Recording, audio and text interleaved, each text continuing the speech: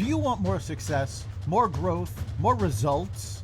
Then it's time for the Boundless Success Accelerator from the Modern Observer Group. This isn't your average coaching program. It's where top performers come to dominate. Weekly group sessions, on-demand coaching, a community that's got your back, and a power-packed library of tools to supercharge your business and career. No more excuses, no more waiting. Get in, level up, and start building the life you've been dreaming about. Visit us at modernobserver.com/boundlesssuccess to join today. Let's get you to the next level. We're here because the news is being distorted. We're here because people are being inundated with misinformation on social media.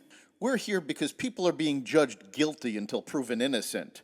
We are fighting back with facts. This is not a safe zone, so buckle up, Buttercup. This is the raw, naked truth.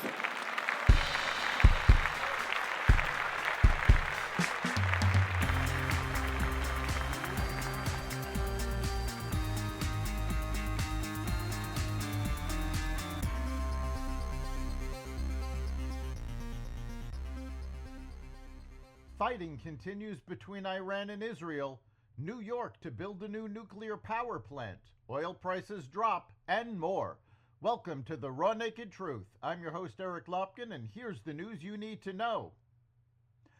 Israel vowed to respond with force after Iran fired missiles at the country, despite a ceasefire agreement set to halt the fighting for the first time in a week and a half. Meanwhile, Iran accused Israel of attacking it in 3 waves within less than half an hour of President Trump saying the truce had gone into effect. Israel had earlier Tuesday confirmed the ceasefire, saying it had achieved its war aims, having removed a dual existential threat from Iran's nuclear and ballistic missile programs. Iran's foreign minister had said his country would stop its attacks as long as Israel did. Trump announced a ceasefire on social media Monday evening, hours after Iran launched missiles at a U.S. base in Qatar in a telegraphed attack that caused no injuries or deaths. Trump said the early notice and lack of casualties left the door open for an end to the fighting. Speaker Mike Johnson on Monday came out against a bipartisan war powers resolution to prevent U.S. intervention in Iran, a show of support for President Trump as dozens of lawmakers question the weekend strikes on Iranian nuclear facilities. Representatives Thomas Massie and Ro Khanna, a libertarian and progressive pair, introduced a war powers resolution last week that would direct Trump to terminate the use of U.S. armed forces from Iran unless Congress authorizes such involvement.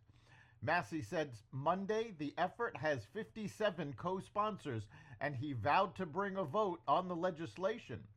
Asked Monday if he would allow the bipartisan measure to come to the floor for a vote, Johnson demurred, suggesting it was a political endeavor, and noted presidents in both parties had authorized military strikes without congressional approval.